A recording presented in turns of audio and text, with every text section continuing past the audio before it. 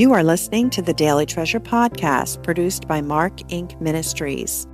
Today's devotional is called, Though the Fig Tree Should Not Blossom. Today's treasure, though the fig tree should not blossom, nor fruit be on the vines, the produce of the olive fail, and the fields yield no food. The flock be cut off from the fold, and there be no herd in the stalls. Yet I will rejoice in the Lord. I will take joy in the God of my salvation. Habakkuk 3:17 and 18. Hannah's countenance has changed through her lament. Then the woman went her way and ate, and her face was no longer sad. 1 Samuel 1:18. God moved in her pain and turned her heart toward his presence and grace. Hannah left this intimate time with her God, refueled and energized to face Peninnah and another year of waiting on him. In my own personal periods of lament, God spoke to me through his word, reminding me of his past faithfulness and that I could trust him in this dark grief. Relief from grief did not always follow such lamenting, but I knew his word was my only hope. Lamenting did not always change my countenance, but resulted in exhausted surrender to God's love where I received enough hope for the next moments. Hannah is not alone as an example of lamenting before the Lord and experiencing transformation.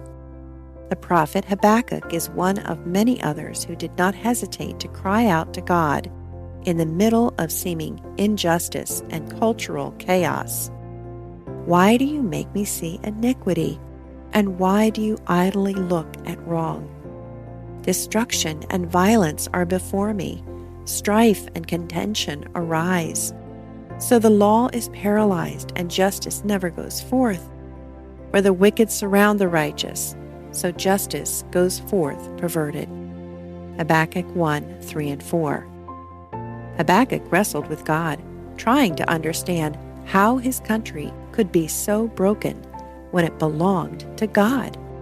Read this small book to see Habakkuk's wrestling match with God that resulted with this declaration, Though the fig tree should not blossom, nor fruit be on the vines, the produce of the olive fail, and the fields yield no food, the flock be cut off from the fold, and there be no herd in the stalls.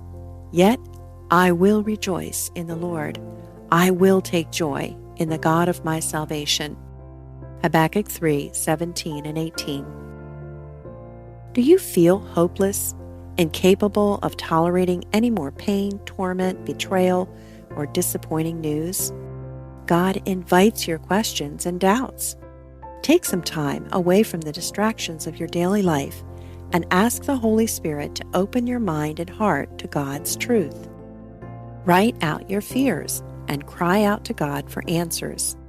Ask God to remind you of his past faithfulness, writing out a list of tangible blessings. Now make a list of what torments and discourages you.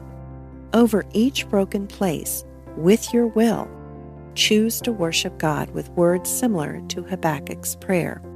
Though the diagnosis is terminal, though my husband has left me, though I lost my job, though my child refuses to let me see my grandchildren, yet I will rejoice in the Lord.